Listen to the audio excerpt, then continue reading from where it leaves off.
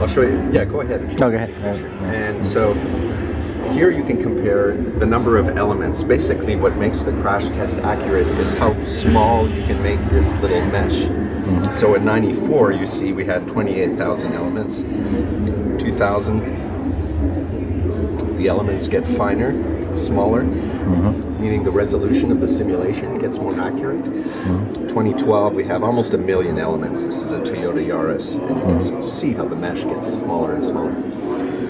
We're now up to, in 2016, about 4 or 5 million element models for a typical car like this one. So when you look at the simulated crash and the actual crash, they're almost identical. There's a picture on the back of that that shows you that. So the simulations are getting really, really good.